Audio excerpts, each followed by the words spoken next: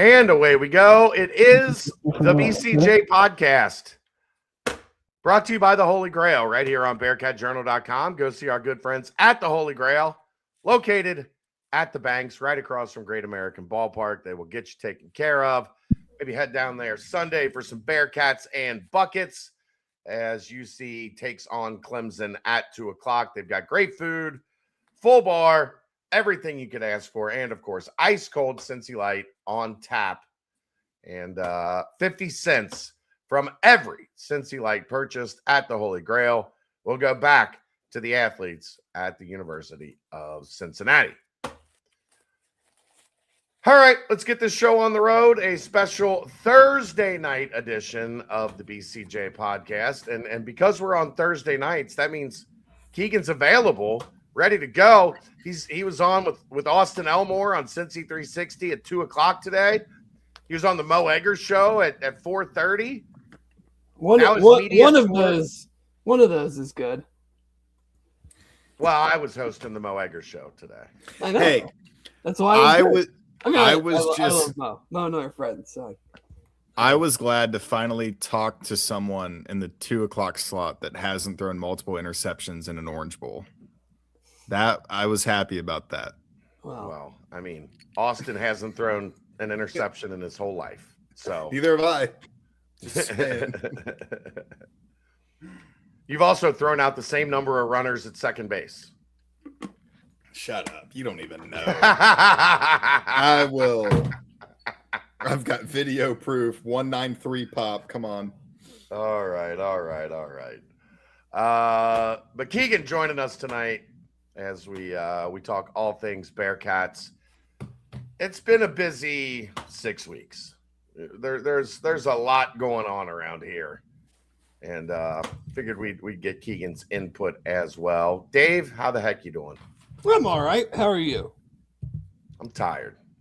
It's been a lot. I'm sure Keegan's probably pretty worn out too. There's been a lot going on over the past couple weeks, but we're powering through. We're trying to get to I don't know if we get Christmas break around here, although I don't know what our plan's going to be for a week from tonight, Dave. Or I'm certainly not going to be on here on Christmas Eve with you. Well, no, wouldn't we do it on the I guess a week from tonight is Christmas. Christmas Eve or Christmas. Yeah, last Wednesday is Christmas Eve. Yeah. We're on the wrong night. Yeah. Well, I won't be on a podcast on Christmas Eve either, unless you want live from the Simone family Christmas Eve party, which we could do a podcast at 3 a.m. and it would still be rocking. So I'm going to be busy that night. You're going to be busy that night. Maybe we'll do like a late morning, early afternoon Wednesday podcast if you're free. I don't know. We'll come up with something. Because the next week I'm going to be getting ready to go to Memphis for the bowl game. So not sure what the plan is going to be over the next 2 weeks, Christmas Eve and New Year's Eve on Wednesday. But Dave and I will come up with something. I don't do anything for New Year's Eve, so I could do a podcast on New Year's Eve. But I probably could too, but who's going to be around to listen to us on New Year's Eve? There's some degenerates that I'm sure would put it on their TV at their New Year's Eve party. Keegan, you going to join us on New Year's Eve right here on the BCJ Network? Given that I am leaving the next day, I don't think my wife would be very happy about that. So I'm probably going to have to decline the invitation, but I'm very grateful. You're welcome. You're welcome. Tucker will be here on New Year's Eve, Dave. But anyhow, let's get this show rolling. We'll start with basketball tonight, since that's the most recent happenings, as Cincinnati handled Alabama State easily. Last night, it was nice to see a blowout bye game win again instead of sitting there annoyed, watching them play with their food over 35 minutes in bye games, as we've seen a couple times this year. Sometimes throwing their food against the wall and a temper tantrum and causing the entire fan base to lose their mind. Jizzle James returns, has an efficient, effective first night back for the Bearcats, and I will open up the floor, gentlemen. What were your thoughts on? Look, did it mean a whole lot? No. Was it better than the alternative? Yes. I think that's where I'm at on last night. I really only have one thought about last night, and I'm just happy that Jizzle seems to be doing well from just a human level. I honestly don't really care about how many points he scored or assists or anything that really has to do with the game in and of itself. I'm glad he is back on the team, and to my knowledge, seems to be doing well enough to be practicing and well enough to be playing 20 minutes. And yeah, it's great that he played well as well. But to me, it's bigger than that. I'm happy that that things seem to be going well for him. And then anything else basketball wise will just be a bonus, honestly. I mean, the game itself, in the first half, there were several offensive rebounds that UC got that I don't necessarily think they will get in any remaining game. Not that they'll be a bad offensive rebounding team, but there were moments where I was just like, I may as well be out there for, trying to get these rebounds. So, you held a team to 25 in the first half, and did they get to 25 in the second half? I don't even know. I mean, it got to a point where it was pretty out of hand, and you weren't really going to take too much away from it. Like you said, much better than it had been in some of these situations. But yeah, my really main takeaway is just happy for Jizzle, happy that he was able to get things back on track and then get some minutes. I'm sure some of the injuries, along with the way that the game played out, allowed him to maybe get a few more minutes than maybe Wes and the staff had anticipated going into the game. I mean, when you're up by 30, just play him. And I don't even really care how he would have played. Play him and let him get back and acclimated and into a flow with some all new players. I mean, he only knows Day. I mean, Tyler he knows, but Tyler didn't play, and Tyler didn't play a ton. Or didn't play. Did he? I don't even know if he played at all last year. He did not with his injury. So, it's basically a whole new team to him. So, probably wasn't expecting to play as much as he was, or he did, but happy to see it. It's kind of, I mean, like you said, it's better than the alternative, but there's really no transferable effect going forward and saying, oh, they did this. They can, that kind of goes out the window against Clemson, Houston, possibly Lipscomb. They forced Duke into 16 turnovers in the first half last night. Yeah. I don't know if they forced him or if Duke was just super sloppy. That, who knows? But they certainly were not a pushover to the Blue Devils last night. So, well, the second half they were, but the first half they weren't. I mean, they scored 40-something points in the first half. Yeah, I think they finished with 70. Yeah. The second half did not go well for Lipscomb, but the first half was very impressive. I second what you said about being happy for him as a human and just seeing that he's doing well. It looked like he was smiling a lot. It looked like he was genuinely happy to be on the court. I loved sincere smiling with him as he walked on the court and kind of giving him a high five, because obviously we all saw the DM conversation that they had over the summer on Instagram and how it was posted all over the place. So to see those two, especially kind of showing that their relationship is good, was refreshing. My biggest thing, when I heard that he was coming back, was, okay, is this just Wes being oh gosh, I got to do something, and I've got this really talented player just waiting in the wings, I'm going to bring him back. But then when you learn post game that there was a process that Jizzle had to go through in order to be in the good graces of his teammates and coaches to the point where he could get back on the court. I think it's the best case for both parties. He doesn't have to sit an entire year, which I know he wouldn't want to do, but it sounded like he was willing to do. And then he kind of gets to see what life is like with basketball back and have that kind of extra special appreciation for it. both things can be true, though. Like, if they're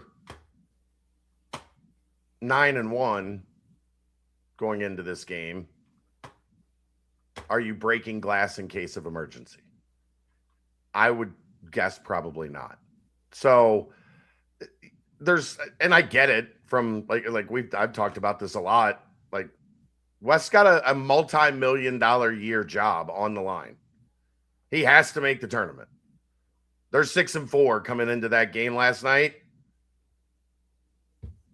What do you got to lose at that point? Like, you're saving Jizzle for next year? Might not be a next year. So if the kid's good to go and he's practicing and it's not going to cause a revolt in the locker room, which it didn't look like. It looked like everybody was, of course, it always looks like that when you're winning. Everybody's really happy because minutes don't really matter when you're up 30. Do they break glass in case of emergency? I don't know. Probably not would be my guess. But 6-4, got to put some wins on the board. As long as the kid is in the right headspace and the team is in the right headspace, sure, put him out there, see what happens. Thing. I mean, it's got to be, yes, Wes is under an incredible amount of pressure to get this thing turned back around. But if you don't feel that he's ready to play and be a contributing member of the team, or if the rest of the team isn't quite ready to, or hasn't quite welcomed that element back, then I don't think, personally, I don't think you play him. I mean, even though you as the coach might think I need to do this, you have, I think it gets thrown around a lot. The kid, the best intentions of the kid, and the kid, whatever's best for the kid in mind. Well, if that's really what you think, because let's be honest, I mean, it's a not great situation right now. You're coming into this game. It's like you said, 6-4. If you put him out there and he doesn't play well, or the team or the team just isn't playing well again, that's not doing a very good service to Jizzle. I mean, I'm not going to get into this, any of the details of anything, but like, what if the crowd starts booing and he, takes that personal or reverts back to... I mean, that's still very much an option. Yes. So, I mean, that's why last night was great and he played well and everything went well and you beat the crap out of a bad team by 30. I still am a little leery of the situation on the whole. Sure. And how can you not be? Honestly, how can you not be? Well, I think if there's boos, they're pointed at Wes. And I don't know if Jizzle would actually take that as like, oh my gosh, they're booing me. I mean, Jizzle has 3 games where he goes 2 for 14 and turns it over 3-4 times. And this team's on a 5-game losing streak people are yelling, why did you bring him back? He's not ready. Like I said, I'm not going to get into the details of it all, but I mean, you can kind of understand where I'm going with this and what could potentially happen. I'm right there with you. If you're looking at it from the negative element, which you can't not. I mean, like, if we're going to be honest, we can't pretend that, oh, he's back, everything's going to be perfect. They're all of a sudden going to start winning a bunch of games. He's going to play great. Mentally, he's going to be there. Emotionally, he's going to, that is blowing some serious smoke. If we really think going into the Big 12, and if he's going to play, that there's not going to be games where he doesn't play great. And Keegan, you're right. I mean, the boos and stuff might not be directed at him specifically, but it's totally reasonable to think that some fans might have the opinion that you shouldn't have brought him back. Some people probably think, based on whether it's actual information or hearsay information, that you shouldn't have brought him back, period.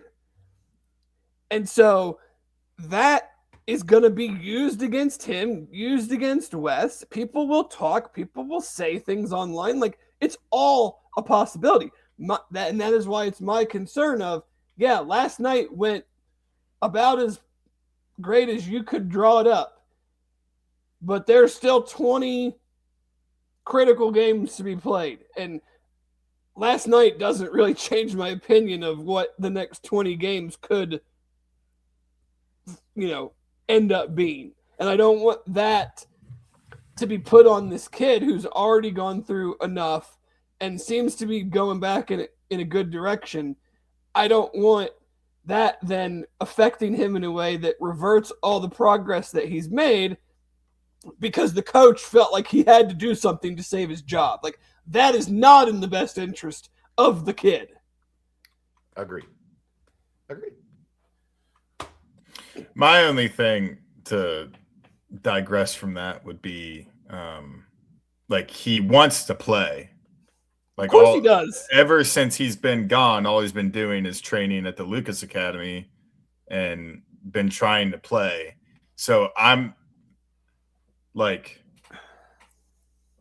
I think he still knows that that's a part of the territory. I don't think he's expecting to come back and never hear anything negative about him. And also, the chances that he's going to be the only player getting criticized if he struggles. The only player that's in recovery, Keegan. Yeah, but there are a lot of people that are saying that Kirk Risa shouldn't have been on this team either. Okay, but Kirk Risa didn't have to spend months at the Lucas facility. You're under normal circumstance, everybody's going to have to handle that at some point in time. They're also not going through what Jizzle is going through. Okay, the boos happen and you go back to your room or you go back to your apartment or you go back to your mansion, whatever level of NIL money that you're getting at this point in time. People handle it differently. You get depressed, you get down, you get frustrated, you feel like the walls are closing in. It's not a great place for recovery. Let's just put it like that. I think that's those people that go through levels of recovery don't do it in the public spotlight in a competitive and have part of their life in a competitive nature with a bunch of other people watching. Yeah. You do it in private, you slowly acclimate yourself back into your friend group or your family or whatever. This is front and center. I'm back. Everybody knows I'm back. Well, if things don't go great, if they get run by Houston and then lose at West Virginia or lose at UCF and come back and it's not going to be his fault, but we all handle things differently, whether it's our fault or not. And that is just my concern, is that when things do get tough, which they're not going to just they're not going to go through the next 3 months of the season without things getting tough at some point. That's the next step. How is that handled from the staff, from him personally? So that's why I'm very, very happy that he seems to be doing good and was able to play last night and play well.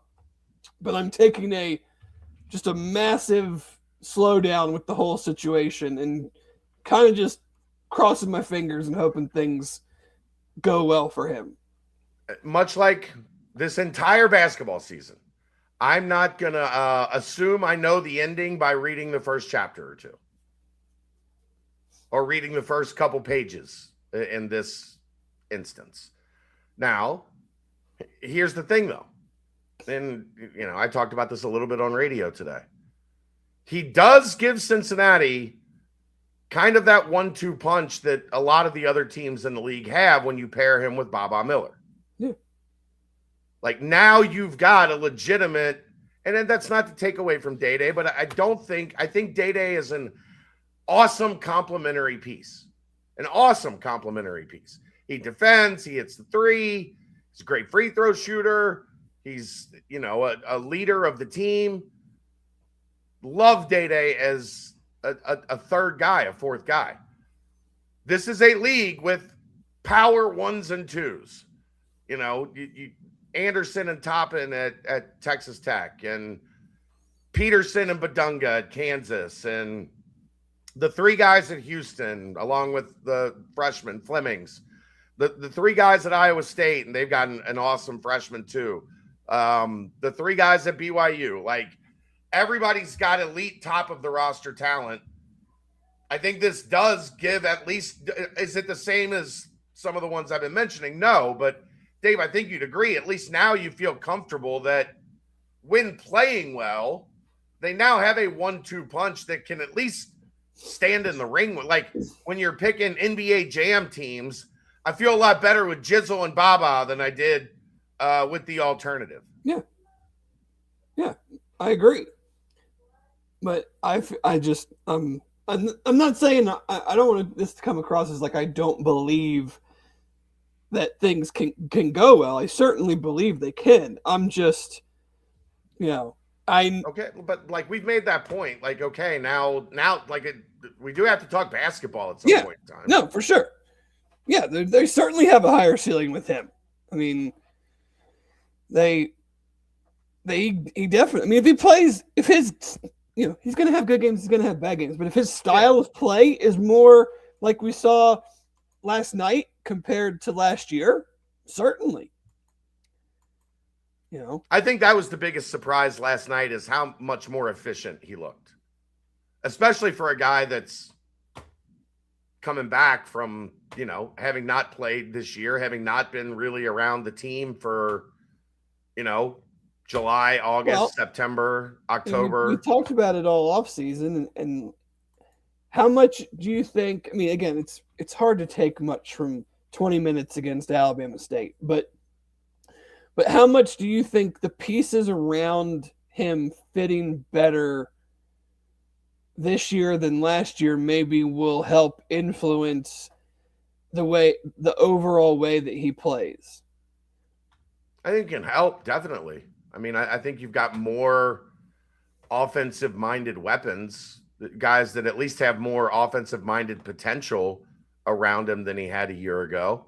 So, I mean, the joke was, the Dribble James moniker, but last year, like, okay, who was he passing the ball to? Dan. That was a threat on offense. Like Dan. CMOS for 2 months. I mean, you guys are kind of making my point for me. I mean, I now, know, like, yes, Kerr is not shooting it well, but I thought last night, I mean, it wasn't like he was taking bad shots. No. I think Sean probably needs to work on his shot selection a little bit, but they didn't have anybody that was a threat like him last year. Even if you want to have a little bit of criticism or critiques of what he's been so far in 10 games or 11 games as a freshman, like they didn't, Day came on, I felt like more towards the end of last year from a pure shooting standpoint.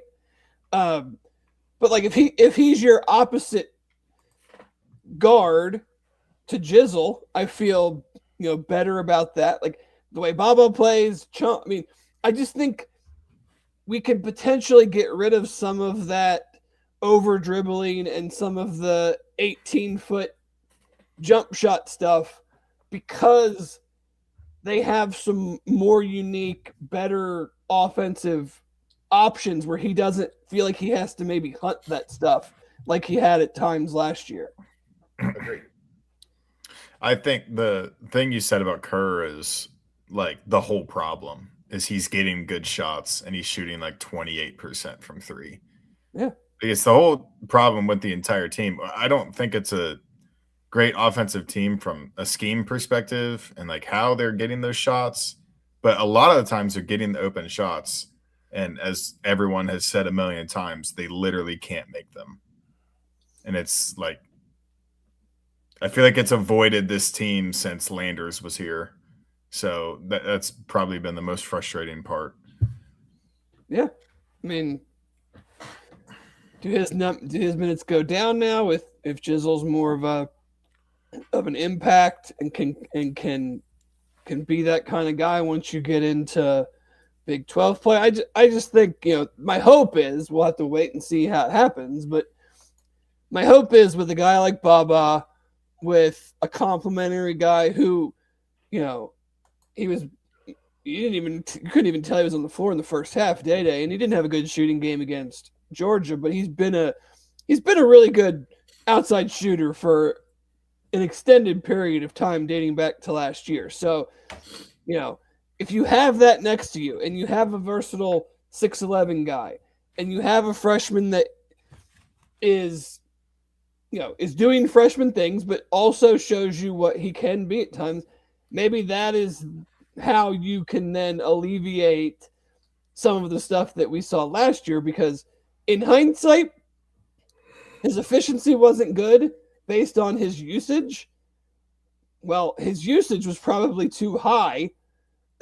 Entirely too high. Because they didn't, you could be mad at him, but and I'm sure we all were at certain points, but it's like looking back on it, it's hard to be mad at the guy who was really the only guy that could generate any offense.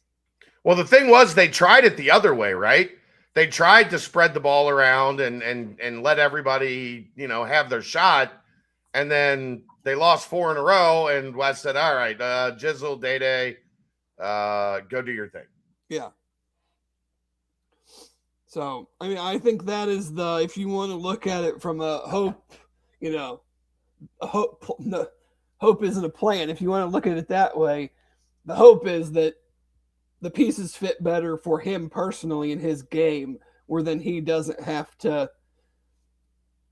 revert back to the way that he played last year when there wasn't a lot of help from an offensive standpoint. Yeah. But they also need to get some, I don't know, Chad, you can weigh in on it more regarding Tucker's asking about Buck's back. You got Tyler again with his legs. You got Jalen's back. They also have 3 guys that they count on who are not playing or playing injured right now. So, look, man, I back injuries aren't great, especially for guards and wings that you're asking to defend and be physical and be aggressive. Not, the big man, it's like the equivalent of like a foot injury with the big man. It's just going to linger, and you don't really have now, maybe you've got a week or so off after Sunday to kind of try to get guys some rest, and then another 5-6 days off or whatever before the Houston game. So, after this Clemson game, you've got one game between Sunday and January 3rd. And hopefully, the Celestine thing, I think he had a back surgery. So that's going to be obviously more problematic than, potentially Buck, that it looks like maybe dealing with some back spasms and some back soreness, something along those lines. And then Tyler, fingers crossed, I don't think Tyler's is I don't think it's anything structural. Yeah. I think he took a shot to his knee in the Georgia game, and the pain he couldn't get back out there. So hopefully you get him some rest and you'll have him back, at some point in time here soon. But yeah, the injury thing is, we laugh about it. Like, okay, he's bringing Jizzle back because everybody's too banged up.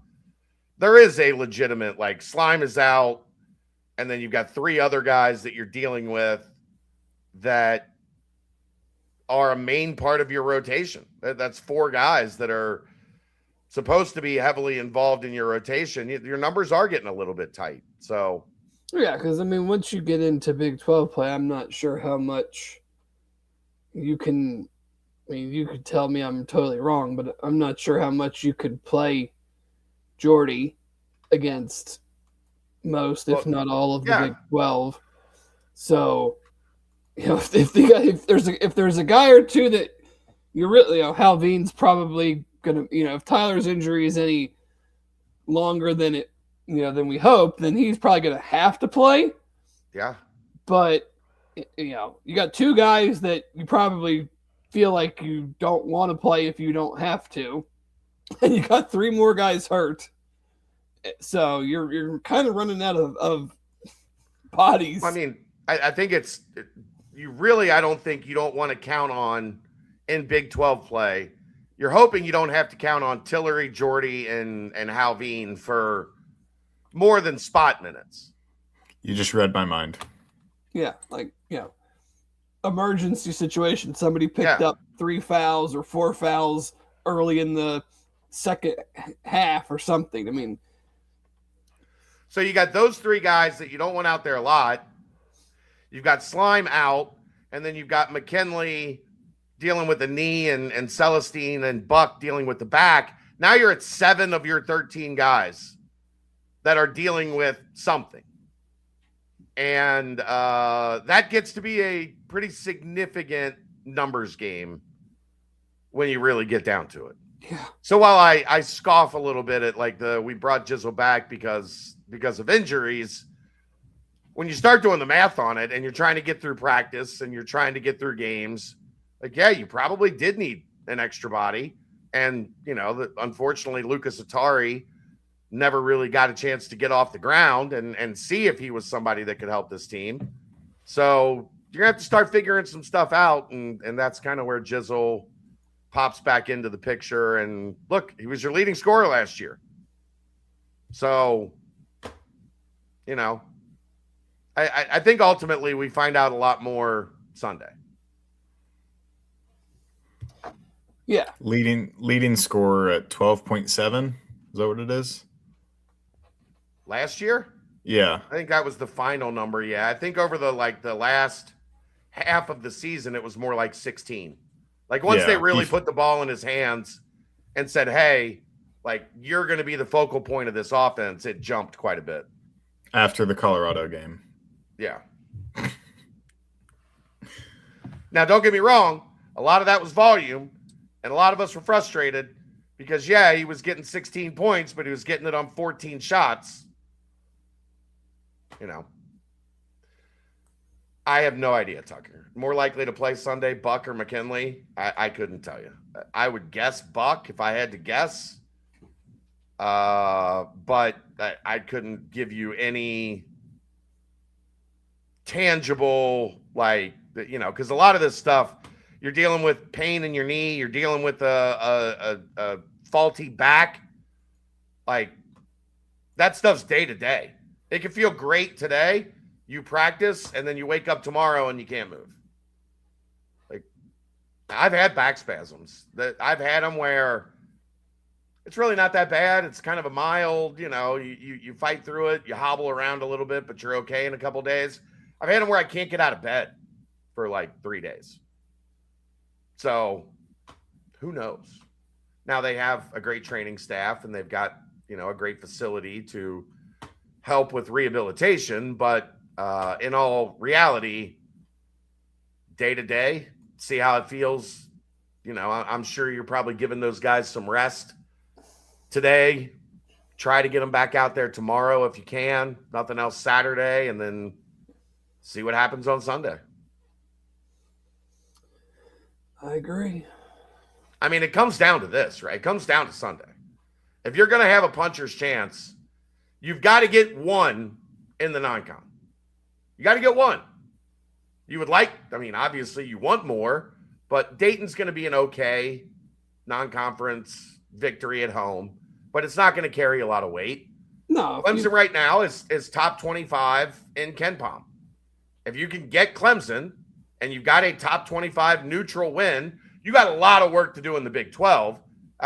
Don't get me wrong. You're probably not going to squeak in at 9-9 with what you've done in your non-conference. But if you don't get Sunday, I just don't see a path. No. I mean, you'd have a resume of, regardless of what you do, you'd have to do something so out of the realm comparing the first 2 months to the next 2 months. Right. To put yourself even in the conversation to go, they literally don't have a win of record for the first 2 months of the season, Yeah. But they're a tournament team. If you don't beat Clemson. On Ken Palm, he does the percentage chance to win. Right now, they have over 50% chance to win 6 games the rest of the season. Yeah.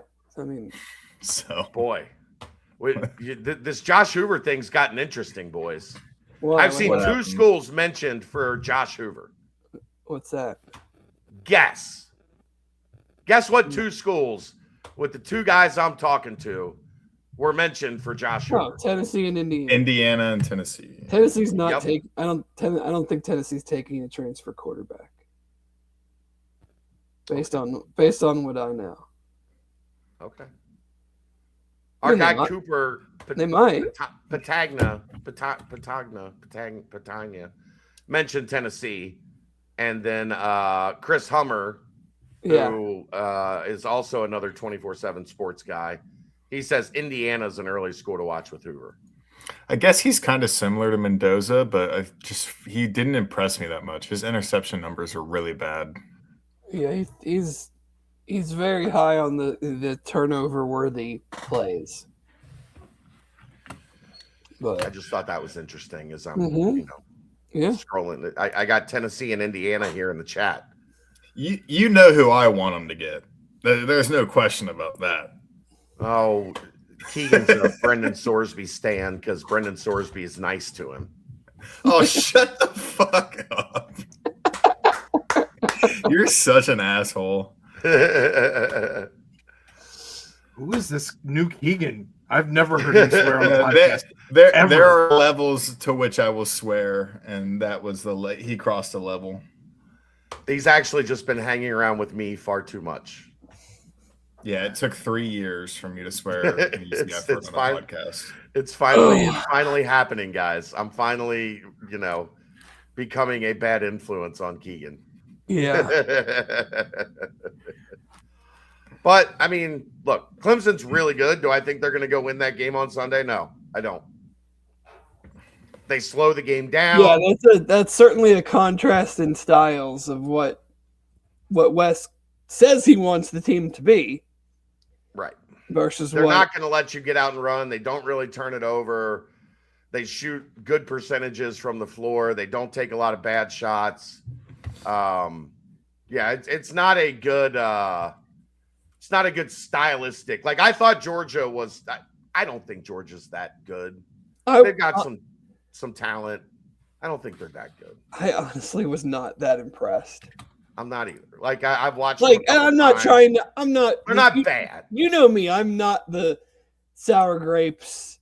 We beat ourselves guy. Like they kicked UC's tail in the second half, but like I was not all that impressed with them in that. You don't have to say it. Actually, Sean Abayev just came right out and said it last night. We beat ourselves. I was like, easy. I don't know if I'm going that far. Let's take a step back. I've never liked that because it's such a the opponent did nothing good. Yeah. The reason they won is all because you guys screwed up. Like you screwed up based on nothing that they did. Right. But like Clemson, 47 on offense, 32 on defense. Like they're 8th in the country in turnover percentage. They only turn it over 13% of the time. What's their tempo? Where are they in tempo? I know. 328 adjusted tempo. That's it's near the bottom. Yeah. 126 on offense. So they will get out and go a little bit on offense, but 19 seconds per possession on defense, 362. So you're going to have to run good stuff. You're going to have to move the ball. You're going to have to move the defense. Right? You just said you're going to have to run good stuff. Or you're going to have to make a bunch of shots running bad stuff. I just want to see him run stuff. We'll get to the good later. Thanks, Chelsea. I love you too. Only to people he doesn't like. He's not an asshole to me. Actually, just usually to people I do like. No, That's the most confusing part.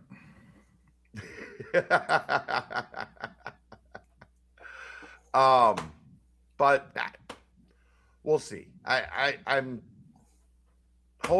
not holding my breath that they're going to go into Greenville and beat Clemson. Just like I said, stylistically, and Clemson's they don't shoot the three well. They're okay. Their 2-point offense is okay. But, they do sit down and guard you. This is one that's gonna scare you, Dave. They hold opponents to 26.3% from three.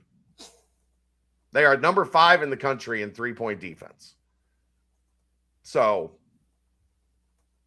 for UC's propensity to love shooting 30-plus threes, although, if anybody should be used to what it takes to win, shooting 26% from three, like this Cincinnati team should be accustomed to that. I watched some of the Clemson BYU game. That's all the Clemson I've seen, but I feel like that's kind of the way UC is going to win, is just jack a bunch of threes and hope they make 15 of them. Yeah. Because they're going to slow it down so much that, like, what are you going to just run a bunch of great offense and shoot 65% from two? They do let teams shoot 50% from two. So they're 127th in 2-point defense. But Xavier's terrible in 2-point defense, and Cincinnati couldn't make a shot. So have you seen where they're at today, Dave? Last night's result doesn't make me feel great about losing to them. No. They have dropped. That's now a Q3 road loss. They are 103.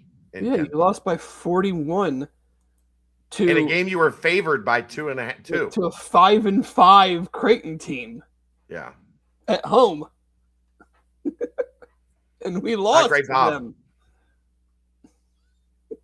Not great. Bob. They lost to them. I'm not a part of either of these teams right now, so I will not be using the we. We'll see. Keegan, how much impact do you think Jizzle makes against Clemson? I don't think he'll start, so I would say it'll be I don't either. Just above what he did against Alabama State with Buck's injury. I think he'll get up to the 23-24 minute mark. I'd be surprised if he scored 16 points and shot as well as he did. But maybe he just has to get that 19-footer out of him early, and then that just means he's going to be better the rest of the game like he did last night. So I would expect him to take a step back as he just eases into it. But I think he'll play a few more minutes. The irony of Dave's sign. We are Cincinnati. Yeah. That's funny. Gotta play better if you want me to claim it. It's they if you're playing bad. It's we if they're playing good. I was like, when people are like, I'm embarrassed. I'm like, I'm embarrassed by this team, whatever their team is. Like that. I'm like, I didn't do anything embarrassing. I'm not embarrassed. I think that comes with age too, though, because I think in our younger days, like I'd get pretty pissed off by losses, especially just bad performances. Like, dude, when I was at like college and just had a college of Bengals loss, like you couldn't talk to me till like Thursday the next week. Now Thursday. Now any of my teams lose, and I'm like 10 minutes later, I'm like, all right, what are we doing? What are we doing now? Yeah. Like, I got nothing to do with it. I'm not gonna let their crappy play affect me. Keegan, if Kobe and the Seahawks beat the Rams tonight, like how long is that gonna mess with you? It's not gonna bother me at all because the Rams are still probably be the favorite to be the 1 seed with their schedule remaining the rest of the year. So I don't care. They split with the Seahawks and then pretty easy schedule down the way. Best team in the NFL. Rams fan. I won't argue that. All right, let's. Mainly because I don't think there's that many good teams in the NFL. That's probably true. Yeah. Let's get in a timestamp here as we put it into some of the basketball stuff. Brought to you by Turtles Brew, 0 sugar, 0 carbs, gluten-free. It's a bourbon-infused sweet tea. They have 5 different flavors. They have lemonade tea, strawberry mint, cherry lime, raspberry peach, orange vanilla. There's more than 50 locations in Greater Cincinnati, over 100 in the state of Ohio. All you got to do to find the location nearest you is go to turtlesbrew.com. And they will get you taken care of. Also, a portion of the proceeds go to save the sea turtles. I think we've only got 1 or 2 more of these left. But our football segment brought to you by Homefield Apparel. Homefield, the industry leader in vintage apparel, vintage logos from your favorite team, including the University of Cincinnati. They have all the best options when it comes to UC gear, hoodies, crew necks, t-shirts, tank tops, joggers, jackets, hats, socks, you name it. Homefield's got it. Just go to homefieldapparel.com and they will get you taken care of. Football, guys. It is Keegan left right before it's his time to shine. There we go. We got him back. What you got? What you got there? Ooh, okay. Getting crazy tonight. Unleaded. I mean, geez. It's getting wild in the Nickoson household this evening. Bowl practice has been going on. Keegan was there today. Keegan, anything from practice that stood out to you? Are we allowed to talk about who was there? Sure. Yeah, you're. I mean, Evan Pryor wasn't there Monday, and he was there today. So that would be the most significant development that I saw. Other than that, trying to think. Lichty looks good. CJ Crite looks good. Patrick Williams, Coach Veit had a ton to say about him. It's kind of unfortunate that they're playing the triple option because that would be a really good chance for him to display his abilities going in. You must not have been watching much Navy this year. Oh, do they throw it 25 times a game? They have an almost 1,000-yard receiver. Yeah, they hit you with the triple option, and then they run a guy deep like 4 times a game and just Dude chuck has it like to him. 800 and something, 900 yards this year. Yeah. As I was saying, they're not playing a spread team, so my point still stands. It's not as good of an opportunity, but obviously he'll still be tested. So I would expect him to be starting. I actually think it's a great opportunity because I want to see if any of these young dudes have come up and tackle. That's true. Yeah. I assume he'll be playing opposite Daniel James, and then is McDoom going to play? He's been practicing. Like Golday and Dante are there, but they're not practicing because it doesn't make sense for them. I've heard Golday's not playing. I have heard there's a chance that Dante tries to get out there. I would strongly advise against that. If I was in Dante's ear playing against any other team, I'd probably say, okay, go give it a go. In the trenches against Navy just sounds like a terrible idea for a guy with an ankle that's bothered him for 4 months. Yeah. I know Royer's planning on playing. It's weird for those guys because Royer makes more sense than Dante because he's healthy and he has a reason to be like, hey, I have to boost my stock a little bit. So let's go get 8 receptions and a couple touchdowns and be moved up 10, 15 picks. But other than that, Samaj showed off his arm today, looked good. I just think that anything that he does against Navy has to be really centered around the run and then just making those short to medium throws to kind of build confidence in his ability to have a chance to compete for the starting job come spring and fall. So, but other than that, it was a pretty quiet day. Hearing anything on Evan on prior? I mean, from what I've heard, and I'll tell a story that's not UC related. I was talking to a friend at a different, with connections to a different high major, like blue blood type program. So they had a solid starter, like not an all conference type guy, but like a starter, like a guy that started this year. You expect him to come back and start next year, but maybe not like a high ceiling or like a great NFL type guy or whatever. Their agent was like 1.5.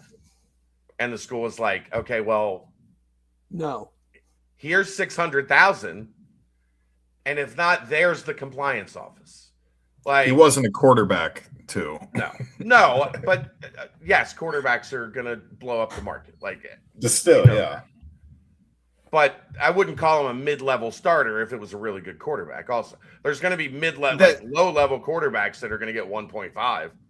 That's my point. I saw, Bo Perbula going into the portal caught my attention because I think he's like in the scratch and dent bin, but fits what Sat does offensively. So I'm not saying like that's the only guy I would take, but I was intrigued when I saw he went to the portal, and then I saw from something that I find to be somewhat reputable, but I'm not going to like stake my name on it or anything, that he's asking for $3 million.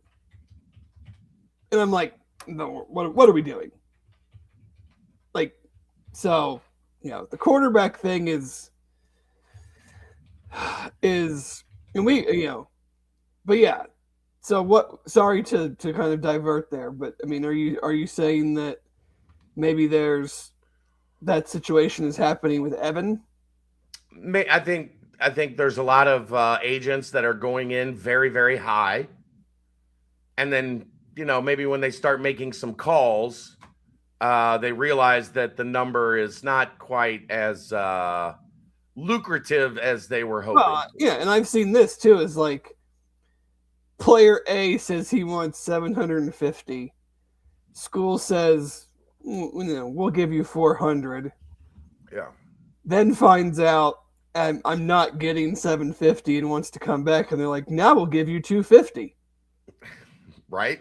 Like, offers on the table. Because you were negotiating against us without having any idea if you could get that number from anybody else. Right. So why now are we going to give you, we now know that you're not getting that. So, but I hate it.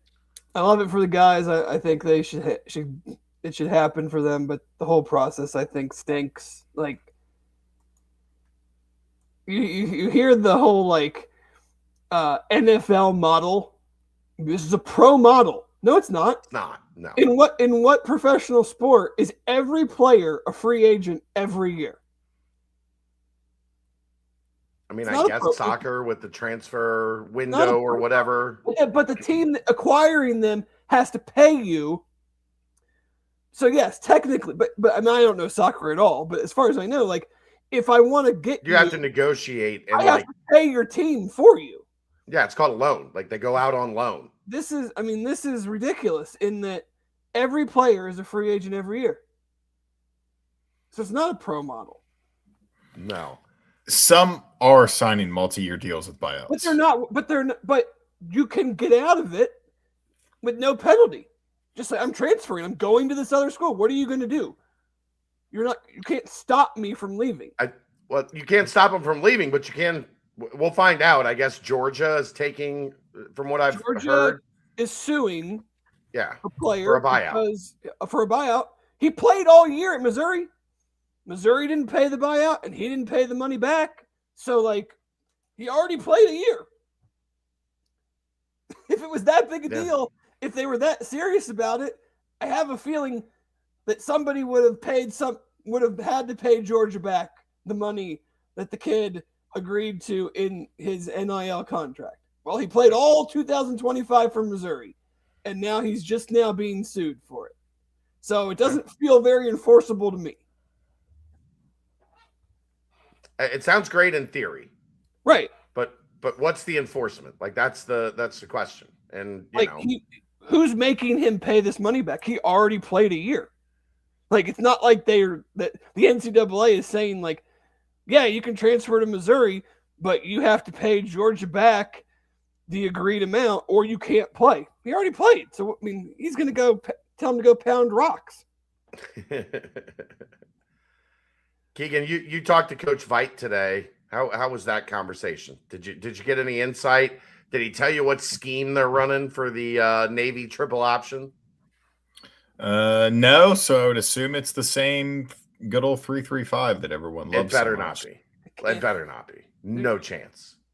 No chance. Numerically, it just can't be. Like I mean, take away snaps in the scheme that the young guys are going to play next year. But are you trying to win the game or not? Like, if you're trying to win the game, you cannot run a 3-3-5 against Navy. You can't. Then no, he did not. They will beat you to death at 3 yards a carry. They will give it to the fullback and dive right up the middle for 3-4 yards a carry. And every play, like you think Cincinnati might have the ball for 8 minutes and 47 seconds in this game. What do you like? It's so hilarious to me. Like a team that plays one wide receiver on some plays, you're gonna have 5 defensive backs on the field. Right? What are they all gonna be doing? Like Kumbaya, my lord. What Kumbaya. what are they gonna do? Do they have 5 DBs? Yeah, just 5 though. We don't need them for this game. I mean, they're not going to tell us. No. So asking them doesn't do a great deal of good. But I just can't imagine them lining up in the 3-3-5 against Navy. No. I'll ask for a refund from my press pass if that's the case. Refund from your press pass. Anything else Veit said that caught the eye today, Keeks? Other than what he said about Patrick Williams, how he's kind of taking advantage of the snaps that he's getting in practice. That was promising to me for someone who could contribute. Also said Zeravion Johnson will be ready by spring. That's a huge name that I think is going to get a lot of attention in the offseason about if he's ready to play at corner, whether he's cornerback 2. Does he take a huge jump and he's cornerback 1, which I wouldn't expect? How many guys do you have to bring in to kind of offset him and Daniel James? And then he kind of said, the guys that are practicing right now love football. Just kind of sending a little jabby message at all the guys that are in the portal, which I thought was pretty funny, especially coming from Tyson Veit, who's usually pretty soft-spoken, especially when he's around us. Yeah, I was going to say, I've seen him be the opposite of soft-spoken at times. Yeah. He doesn't, but to the media at least, he doesn't say anything. No. I'm just talking about during practice. More like during practice. Specifically with Nick Cardwell. Yeah, they like to yell back and forth at each other. Yeah. I guess the biggest news of the day, Keegan, on the football side, Joe Cotton, Evan Tengestal, Tarantayo all commit to coming back for Cincinnati next year. If anything, that raises the floor pretty significantly that you're going to have 3/5 of one of the best offensive lines in the country back in the fold next year. Yeah, and also I think it's your number 1, number 2, and number 3 most important positions on the offensive line are taken care of, and you don't have to go into the portal blind about who's on your team because you have, I think, Tengestal or Tayo will be the center next year. That's my feeling around the situation. Yeah, and then probably Tayo, right? Like he wants to do it. Yeah, that's what my feel of the situation is. And then you go, Tangasol stays at right guard, Cotton at left tackle. Tangastal's the left guard. Yeah, because Tayo. Sorry. So Tangasol goes to right guard. No. Left. No, he stays at left guard. Plays the same position he's played. Why wouldn't he move to support the other side of the line? What? He's a left guard. He's been the left guard. Is it that different? Wait, it can be, yeah, just depending on the guy. But I think you've already got the continuity with him and Cotton. Like, I don't think you messed that up. No. I think you put Lozo at right guard, and then you find a right tackle. Yeah, that's what I would think. Now, I'd be interested to see how it makes me a little uneasy potentially having two brand new starters at right guard, right tackle. On the same side of the ball. But I'm not really messing with in my opinion. Hey, look, here's the thing. The best offensive lineman on the team. I'm not moving him to a new position if I don't absolutely have to. I feel entirely comfortable with Lozowicki. Lozowicki was pushing Tangastal at that left guard spot. Tangastal always stayed above him, but we talked about this a bunch in camp. It wasn't that Tangastal was not playing well and Lozowicki was playing well. It was that you had two guys that were playing at a really high level in practice every day. And those are the position battles you want. I know some people misconstrued what we were talking about when we talked about that, but I feel like if that's a guy that was pushing Tangastal, who ended up being one of the better left guards in the entire country, then Lozowicki should be able to move over to that right side pretty seamlessly. I have a sleeper. I have a sleeper for that spot, though. For left guard or for right guard? Yeah. Zach Taylor. Maybe, but I can't imagine. Sleeper. I could see him being being the number 2 at one of those spots, or being like the guy that can play both of those spots. But as a redshirt freshman, with what we saw from Lozowicki through camp, and then there was a lot of times early in the season where they were rotating Tangastal and Lozowicki like in games. Right. I just feel like from what I saw from him in the spring, I thought he was pretty advanced for a freshman coming in. Sure.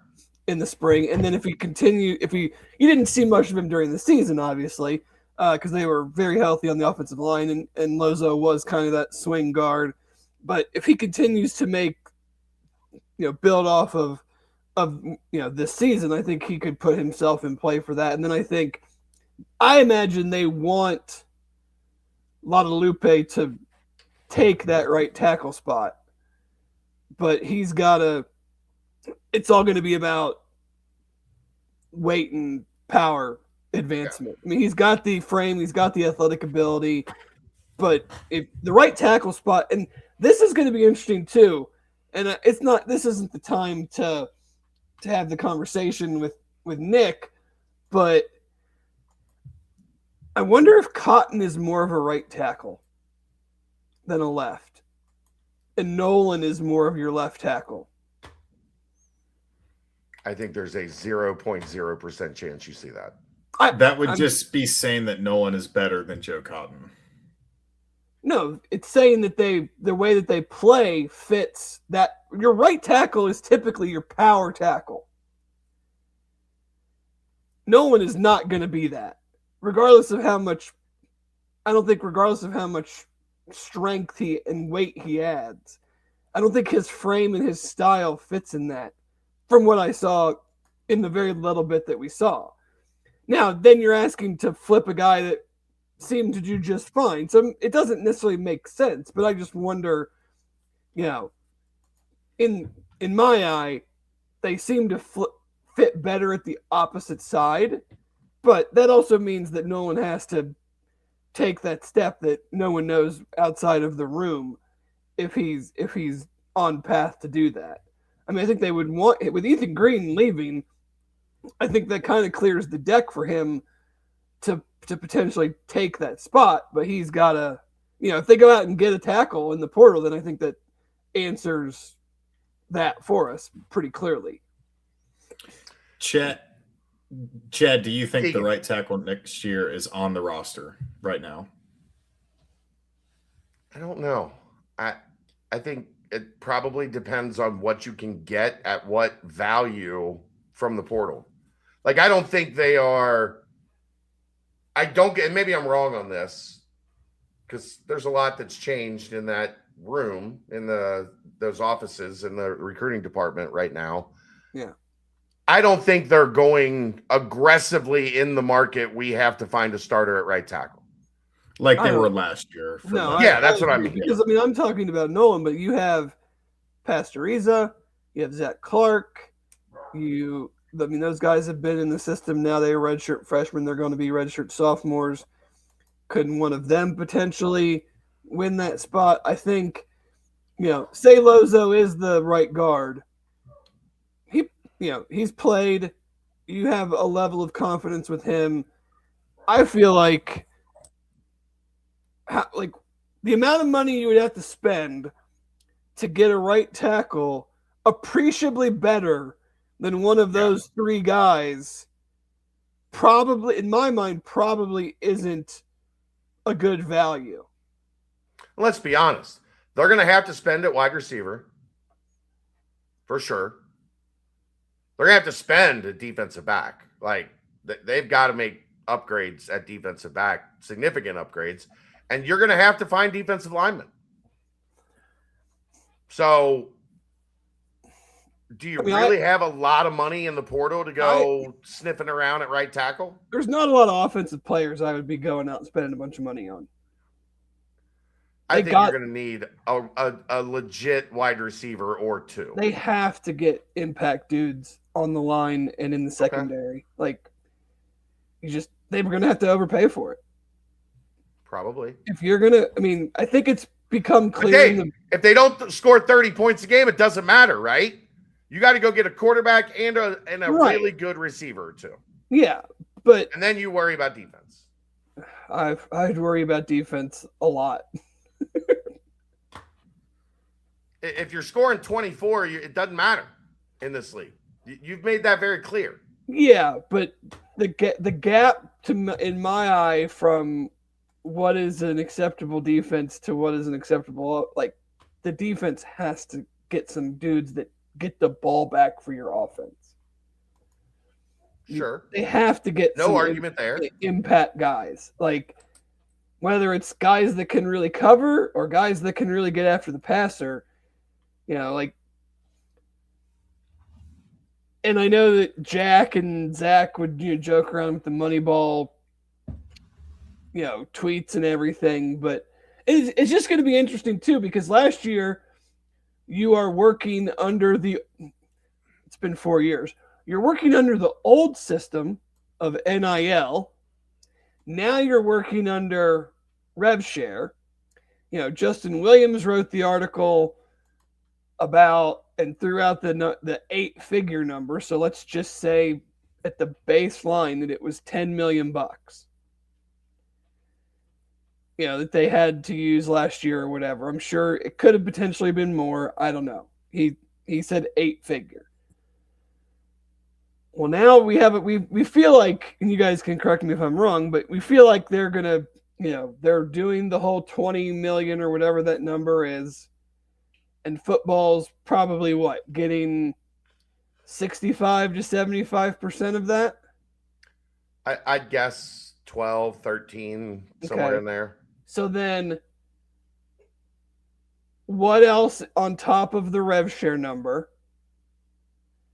Because I'm sure Sat is saying, I'm going into year 4. We can't backslide. I need more money, right? I think any coach would say that. My understanding is they're going to be right around where they were last year. Well, that's not going to be enough. So prepare yourselves, everybody. Dave just literally just gave up on the 2026 season. It's not enough. At that one sentence. Sorry, I'm not going to pull punches. Like, you want to field a team that can win more games than last year when you're replacing Brendan Sorsby, Royer, Tyree Walker, your two best receivers, Golday, Dante, like, okay. I mean, you have the money. You paid those guys. Right. And that money is freed up. Well, right. And but you're going to get better players? I don't know yet. Probably not, but I don't know yet.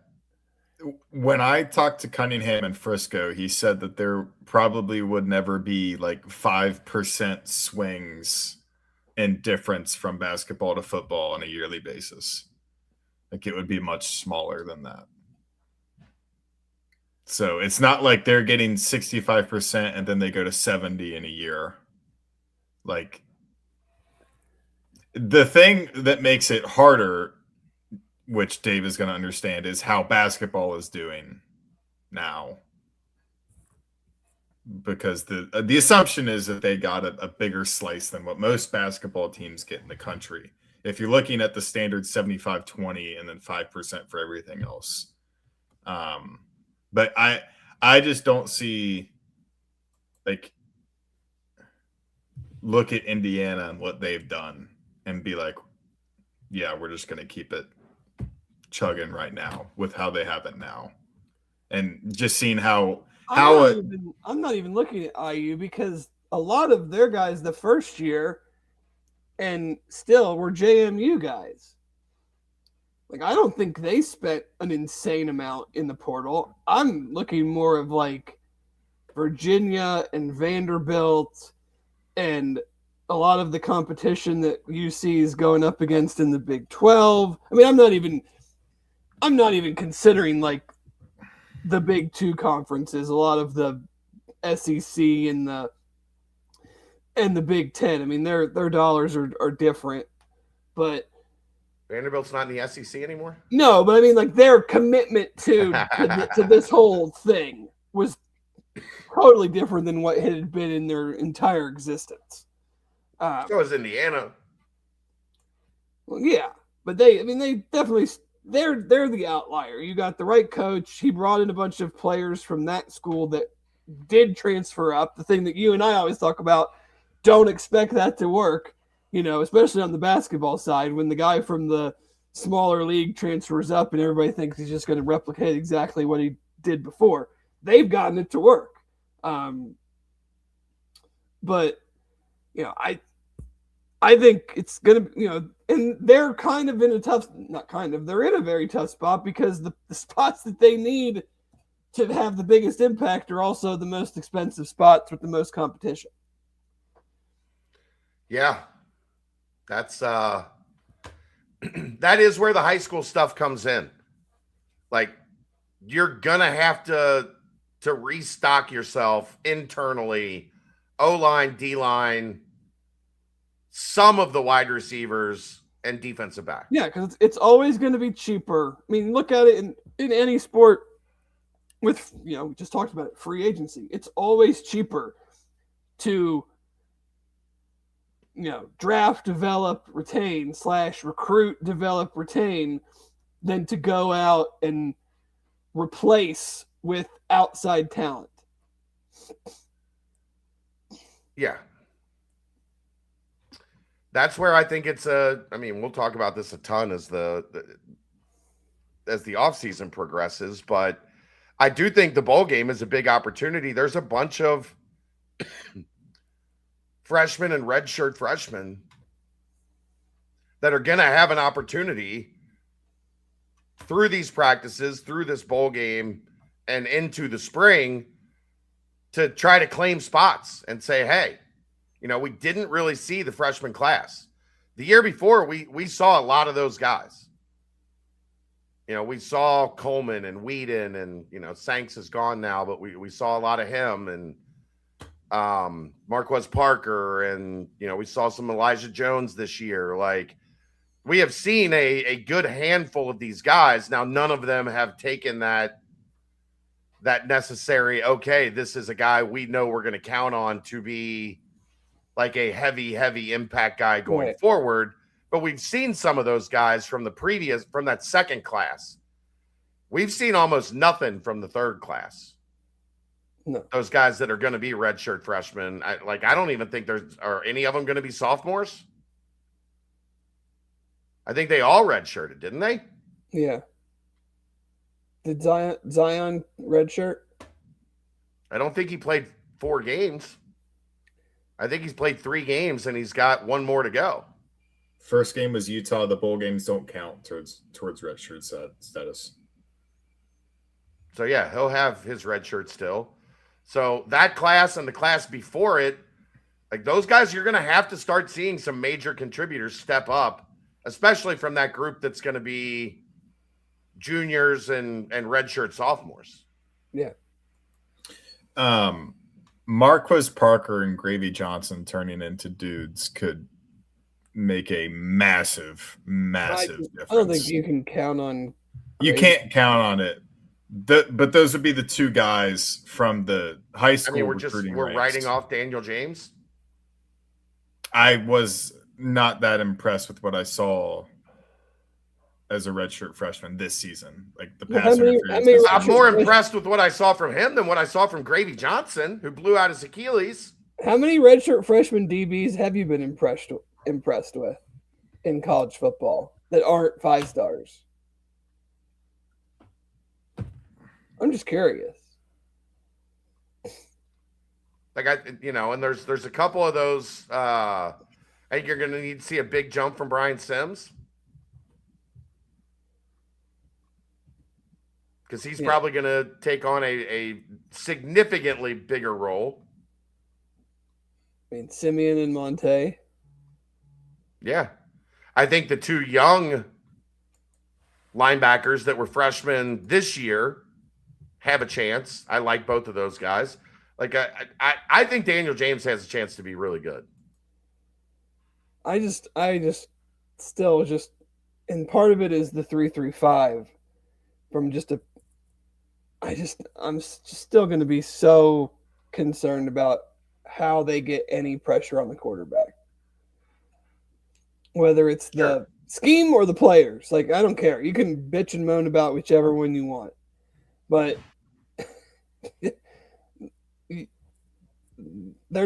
they have to be just way more disruptive in the backfield, affecting the passer for any of that other stuff, I feel like, to matter. Yeah. And I don't know, and that's I mean, to me, that's why I'm banging this drum of like, well, I mean, you guys can tell me better than I know. Like, I don't expect them to ever do the whole like BYU LSU thing where they basically say this fake cap that everybody's talking about, we're just going to blow right past it. But with RevShare, how much of the old school NIL are you allowed to add on to the RevShare money before you get to this cap thing that I have no idea of that answer. Right. So it's like, yes, we're talking RevShare 12, 13, maybe at the top 14 million bucks, but then is there money from the impact fund that you can add on top of that? I mean, if that's their lot in life, then that's their lot in life. Then they need to come out and say, this is expectations. Because if not, then fans are going to go, we're watching all these other schools that are in our league do this stuff. Why are we not doing it? Yes, you need fans to do it, but I think it's become very clear over the last couple of years with the mentality of the fan base is, which I'm never going to argue with because I'm right there with them. It's like, I'm not buying new players without you showing me a level of commitment on your end. Like, you're not gonna SEC guilt me into we're not good because you guys aren't donating enough for me to go buy a good quarterback. Like, I don't fault fans if they feel that way. I mean, I said it. But honestly, Dave, fans have nothing to like. nothing to do with this. Like you could crowdsource the entire fan base and raise $100,000. Donors in general. Whether you better have some big ones, right? And that's what I mean.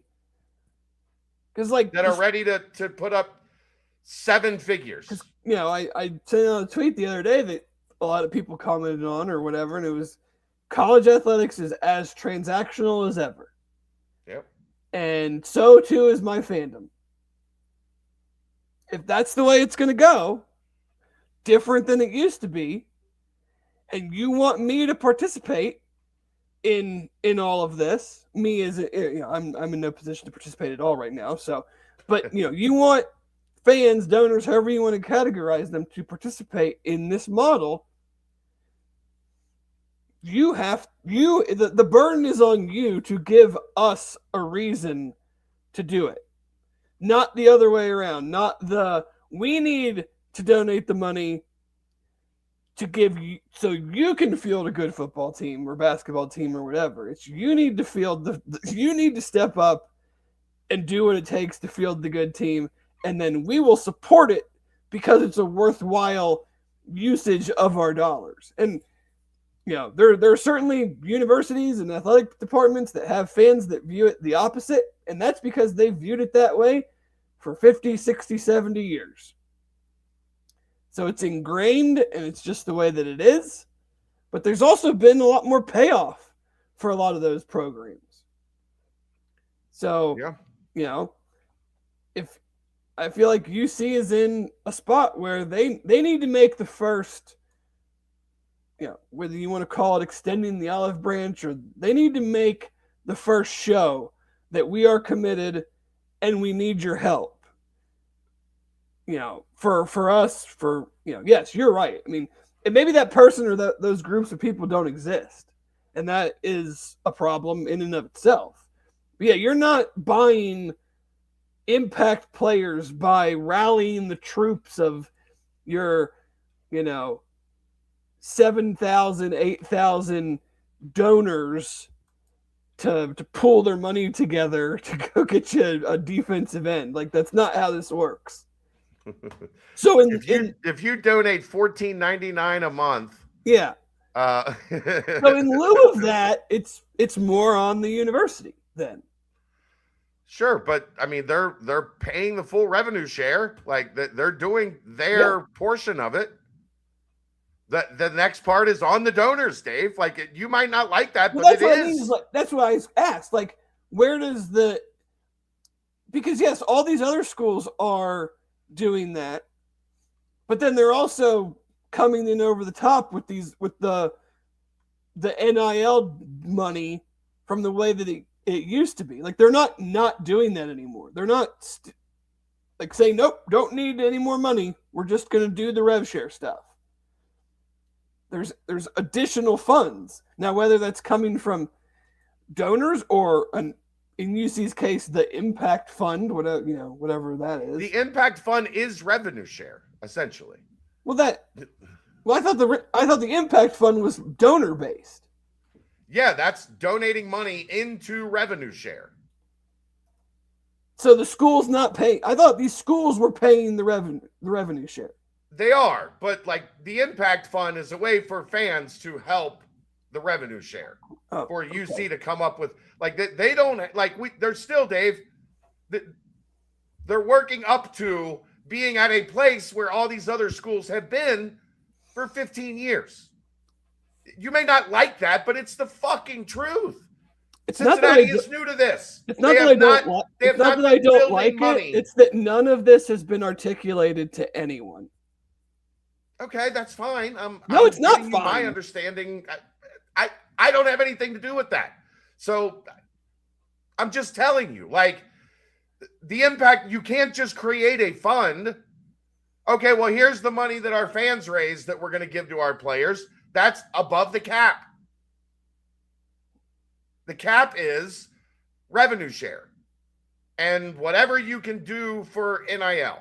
Now, we know there's a bunch of schools that just say, we don't care. Take us to court, whatever. We're paying whatever above that we want to. And if you're going to do something about it, do something about it.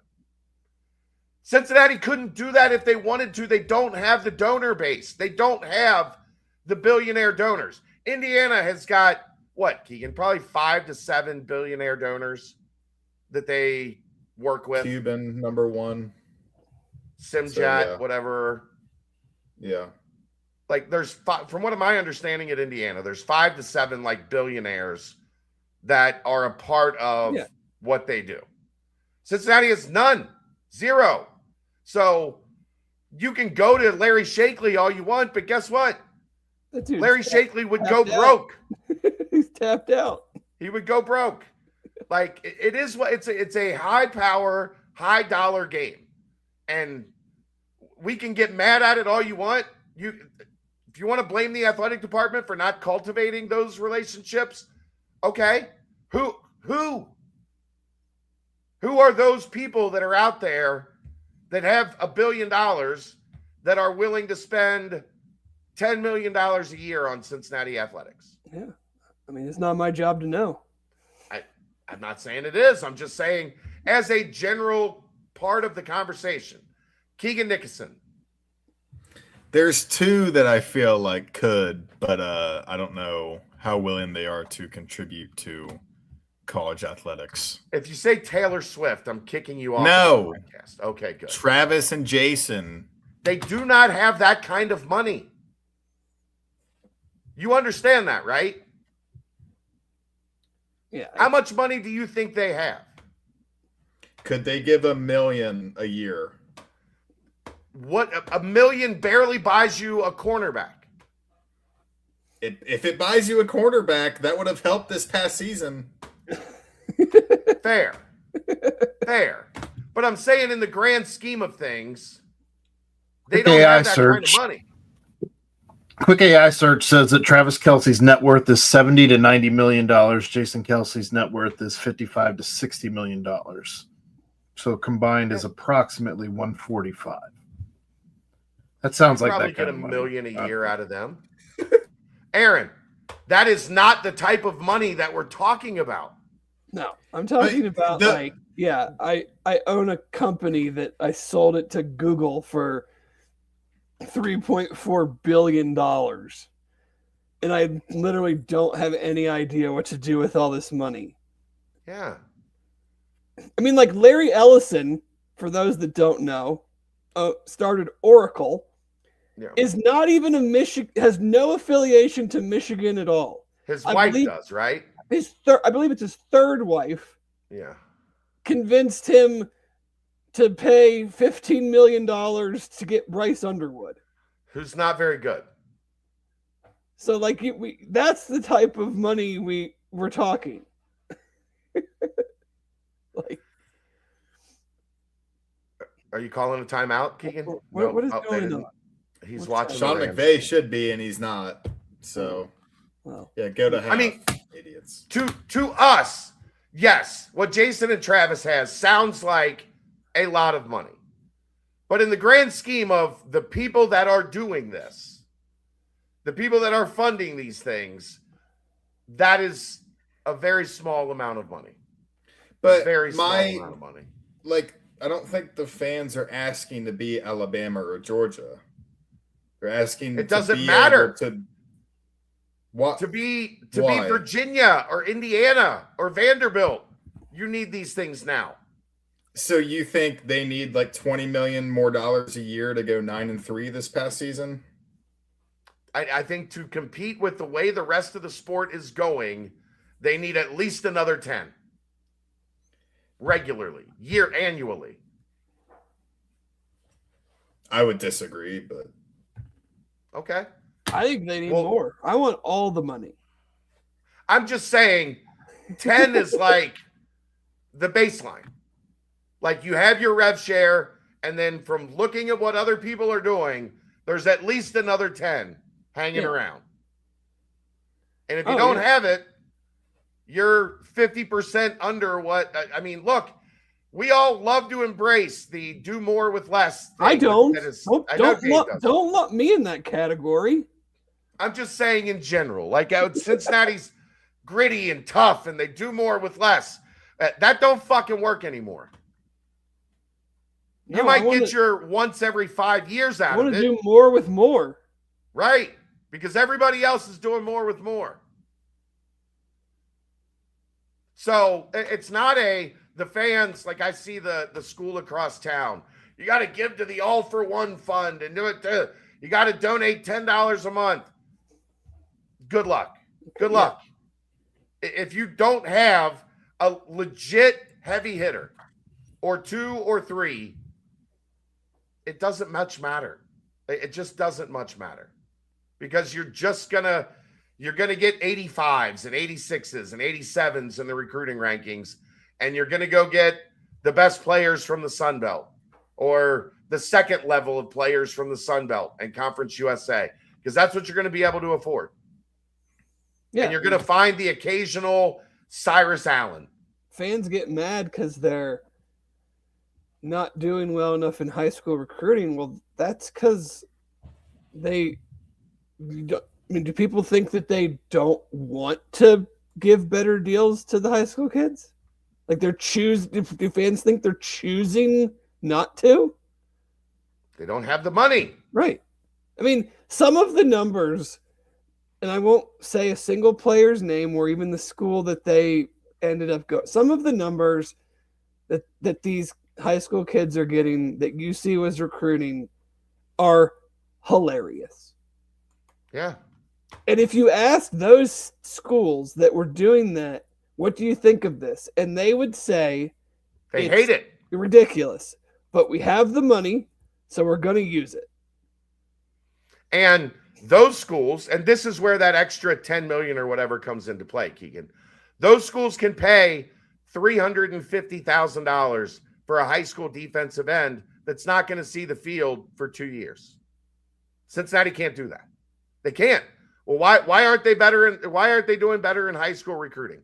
Because they can't afford to pay guys that aren't going to help you for a year or 2 or 3. Or that you're going to pay those guys, they're going to sit on the bench for a year or 2, then they're going to transfer, and you've taken, 3% of what you had to spend and used it on a high school kid that never saw the field for you.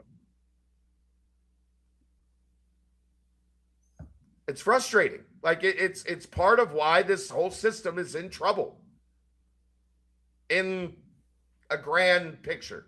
Yeah. I mean, I don't think it will get fixed until they truly collectively bargain. It never will. And until there are actual enforceable and real contracts. Agreed.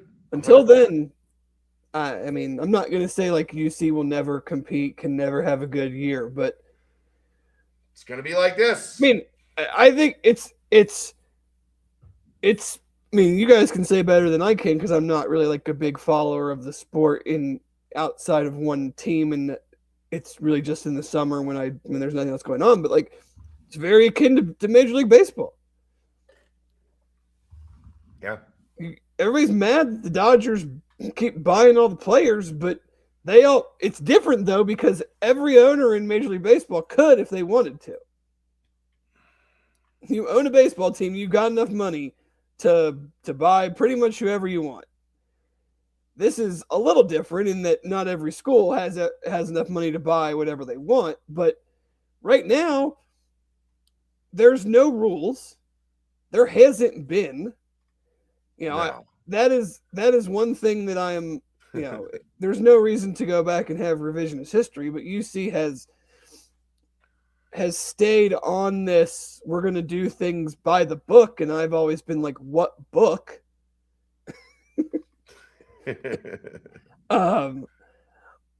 But yeah, they're not going to be in a position, in my opinion, to really compete with some of these programs, even in their own conference, until either some of those things get put in place that will actually level the playing field, so to speak. The good news is in football, Dave, I don't think there's a lot of schools in the Big 12 that are doing this. Texas Tech is. BYU can. BYU does. They've publicly said They're paying for high school kids. They publicly said we're going over the cap. Yeah.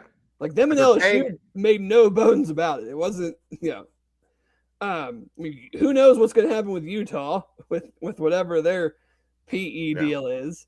But yeah, I don't think the West Virginias and the UCFs and the Iowa State has told everybody we are broke as fuck. Jamie Pollard has not been that, which is hilarious because I gave him some shit a few years ago about adding UC to the Big 12.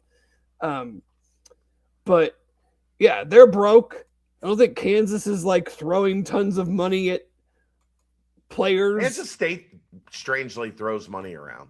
Kansas is one that I don't know if people have been following. They've had a very bad offseason. It sounds like stuff there is not going well. Yeah. But yeah, I mean, I expect Baylor to pony up because Aranda's going to demand. I mean, they had the whole thing last year with T-shirts. We pay players, which was funny because it was actually the first time they had started paying players. They were like, "We're not going to pay players." They had been on the. They had been Texas on the Tech Luke, just yeah. Texas They had Tech been on just the gave them Luke the double bird. The Luke Fickell way of thinking and the James Franklin way of thinking of like everybody gets pretty much the same amount of money. Yeah. And I think that's been shown that that's not how this works. Like you need to pay your best players more than you're paying your backup nickel Long corner. So, but sorry, Chad, do you think that Cincinnati's in a position where like it's almost a 2-year process I've talked about cycles. Like I've talked about this for places like Cincinnati, where it's probably going to be 2 to 3 year windows. I more think it's 2 years to get a 1-year window. Like, well, yeah, you have to build up, and then the second year or the third year is when that's what was so frustrating about what happened in November. Was the window. This was the opportunity to get to 8-9 wins and really make everybody feel good about where things were headed. And to buy you a year when next year is the reset year. But now they botched that. And now everybody's pissed off and you didn't get any of the goodwill. Like that's the dangerous part, Keegan, for a school like Cincinnati is if you miss that window, if you have everything set up and everything is aligned and you've got the quarterback and you've got a couple NFL dudes, like legit NFL dudes, and you miss the window, now you've got to reset. I don't know what reset looks like. I honestly, Dave, the way things are going, I don't know if you agree. I have no clue at all what the Big 12 is going to look like next year, other than I expect Texas Tech to be a monster again. Yeah. The rest of it, I have no clue. No. Especially Hoover's gone. Levitt's gone. Dillingham might be at Michigan. I don't have any faith in Kansas. Iowa State is resetting. Kansas State is resetting. Like, I have no clue. Yeah. Outside of, I'm trying to think if there's a single. I think BYU is going to be really good. I think Texas Tech's going to be really good. I think BYU. I haven't done the. Maybe Utah's changing coaches. I haven't done the math and really looked, but outside of BYU, I'm sure there's others like West Virginia. Scotty Fox is their quarterback or whatever. But like, how many schools are going to have the same head coach, same quarterback from this year? Very few. But, it's like what you said, not capitalizing on the 7-1 start. So you still had a, whether you want to call it a decent, a good, whatever. You still had that a solid season. Season. Right. But now you didn't capitalize on it. And the players that you hoped to return had good years and are now being compensated for it. So, like, you had a quarterback play pretty darn well, And now he's either leaving for another school or leaving for the NFL because let's just say Texas Tech. We'll throw that out there. It's not like it's a secret or anything. Say you were. I've heard five. Like it's still going up. I've heard 5+ pushing towards 6 million. Say you could have given Sorsby 2.5 or even 3, and Texas Tech offers him 5. Like you're gonna say you're wrong for taking that. So but then now you're resetting. You're totally resetting because you're not able to retain your best players because and he might have left. He might be leaving anyway, regardless of if they went 9-3 or 10-2, because $5-6 million is a lot of dollars to play 12 football games or whatever games in college. So. That's my thing is like after 2024, Sorsby, Royer, Corleone all took pay cuts. So you have to have a good enough might season. As well have played for free. I do not think Cincinnati fans understand how much they should love that guy. He did not entertain any other offers and basically said, just like, give me a little bit.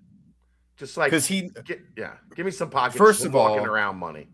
He's humble as hell. And second of all, he knows deep down, he's like, I'm going to play for 10 years in the NFL. So I don't need to make all this money right now.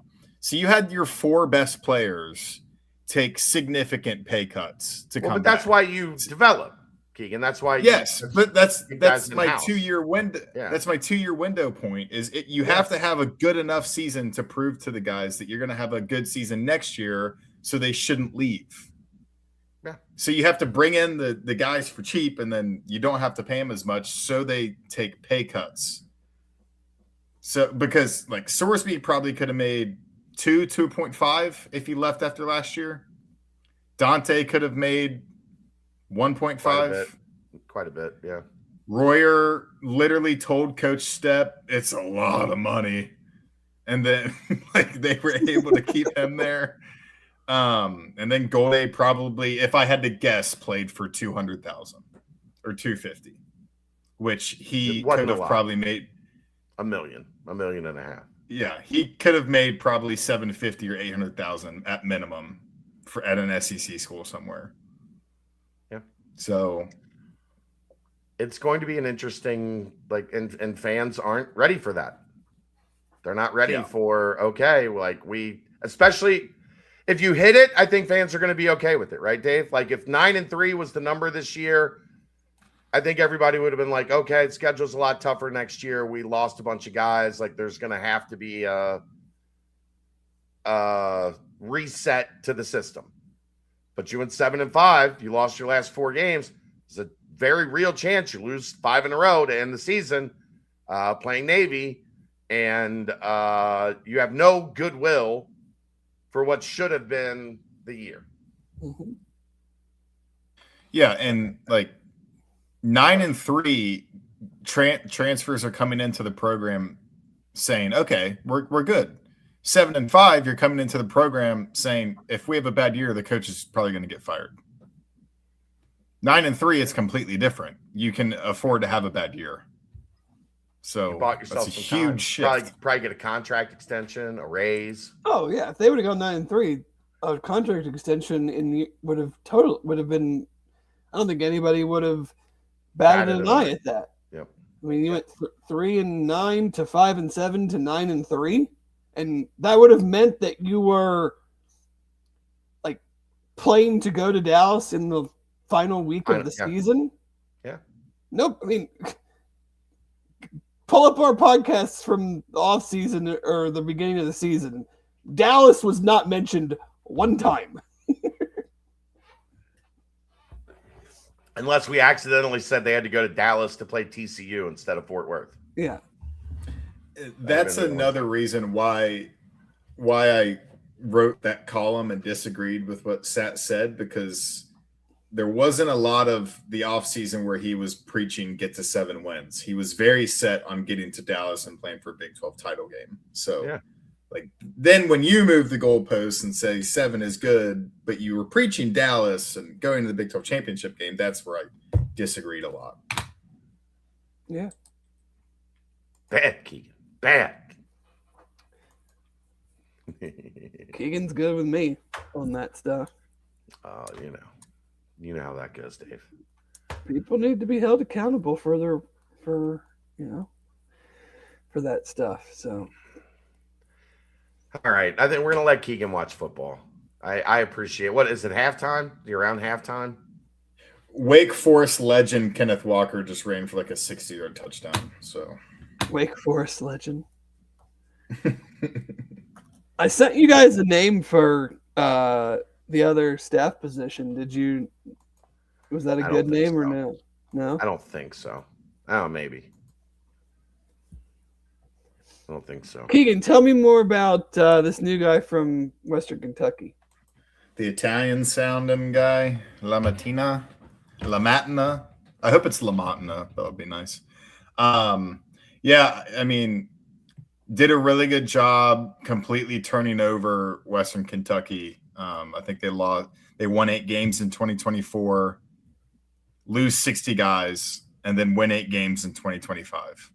So if you're talking about doing more with less, that's extremely impressive, especially in a pretty good conference. He was one of Tyson Helton's most. Conference USA is not a good conference. Please don't say that. I was thinking Sun Belt. Sorry. No. He was one of Tyson Helton's most important guys. He interned under Zach Grant, and I think 2019, 2020, in Zach Grant's one of his last years at Western Kentucky. They had defensive linemen who went to Florida State, Wake Forest, Alabama, and Auburn. And I think I was told he's he's a really, really good evaluator. So if you're looking for someone to replace Jack Griffith, that's kind of the first box that has to be checked, especially at Cincinnati, where if you evaluate the wrong guys and bring in the wrong guys, it doesn't matter at all. So I think it was a really, really good get. They get a little bit lucky with this new calendar. Yeah. That obviously guys can say they're going to be in the portal and you can talk to their agents or whatever, but they do get lucky in the sense of there's not visits happening right now that would have been happening last year. So they caught a break finally, for sure. But now we got to see how they can, it's going to be super intriguing to me what they want to do at quarterback. Yeah. Because part of me says the not football coach going into his 4th year who doesn't want to get fired, part of me says I would spend all the money, as much of the money I could on defense, and I would play Brooks Goodman. But that is not what a coach going into his 4th year who wants to get a contract extension is probably thinking. So are you looking at, what kind of quarterback are you looking at? Are you looking at an FCS guy coming up? Are you looking at a Bo, just throw the name out, regardless of how much it costs, a Bo Perbula going on to his 3rd school? What kind of quarterback are they going to target? I'm sure in the perfect world they find another Brendan Sorsby, a part-time player who was a redshirt freshman, and we feel like we can develop and we have a chance to keep for a couple of years. I don't know. I don't know enough about the portal quarterbacks yet to say whether that person even exists. So it'll be interesting. They always exist, Dave. They're out there somewhere. But are they good enough? Are they, I'm sure there's guys that are redshirt freshmen that are played a few games, but are they NFL quality players?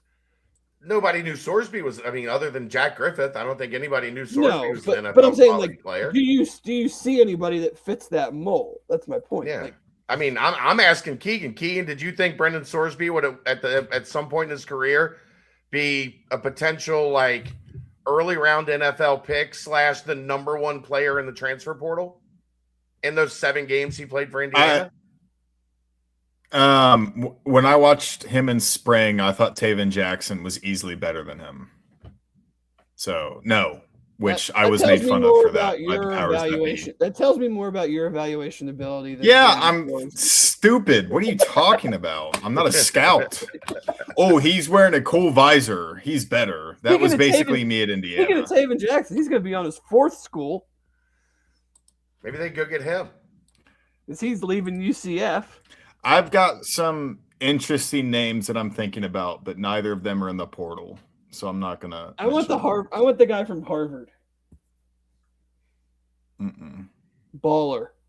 You do know that you can't get in trouble for tampering, right?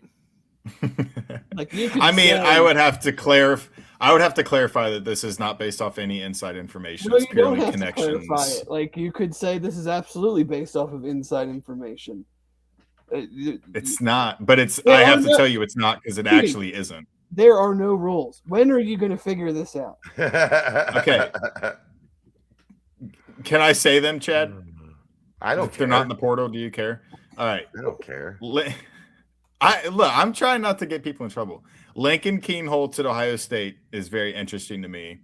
I'm almost certain he was recruited to Ohio State by Zach Grant. Definitely not going to start there next year. Will probably be getting in the portal. And then obviously Ethan Grunkemeyer at Penn State. He was basically down to Penn State and Cincinnati. I'm sure there will be other people talking about him.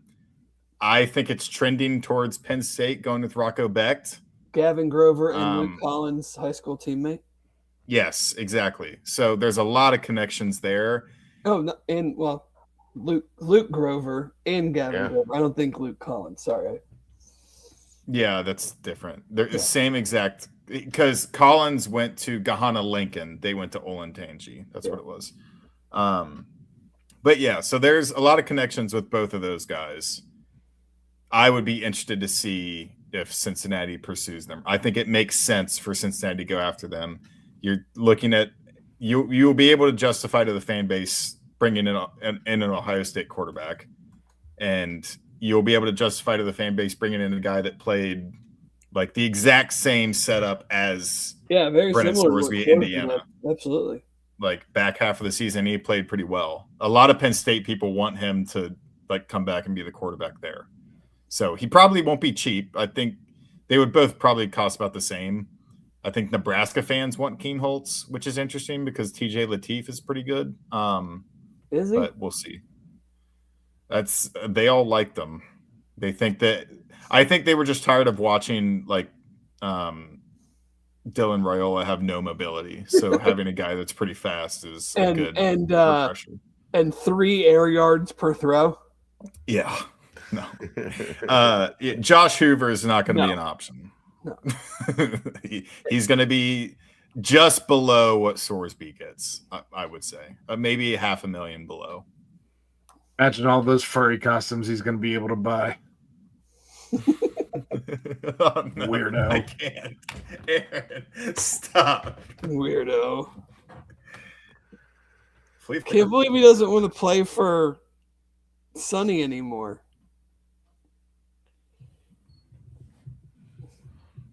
No comment.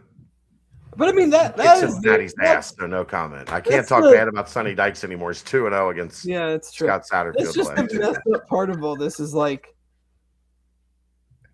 I'm guessing that Hoover is probably leaving because someone's going to give him more money than frickin' TCU can. Yeah, Dallas. That's wild. It's like Fort Worth, Dallas can't afford their slightly better than average quarterback. Like he's good. I'd like to have him at UC. Like turnovers notwithstanding, but like so TCU can't afford him. Clearly not. SMU's getting all the Dallas money. Their quarterback's staying. They're getting all the George Bush defense funding money. No politics, Keegan. That's not that's common sense. I didn't make any Larry Ellison jokes earlier, so. Anyhow, you guys got anything else? I don't think so. Playoff starts this weekend, and there's I feel like there's very little buzz for it at all. None. The important teams don't play in the first round. Yeah. So nobody's talking about 5 through 12. I feel like last year there was buzz. Maybe it was because it was the first year one, yeah. And there were going into the game, the Ohio State-Tennessee game was a big matchup. I mean, it didn't turn out that way, but going into the game, it was a big matchup. And I even think the Indiana-Notre Dame game was viewed as a big matchup because it was, can this upstart Indiana team, Was this that year the Dayton game, Keegan, last year? Huh?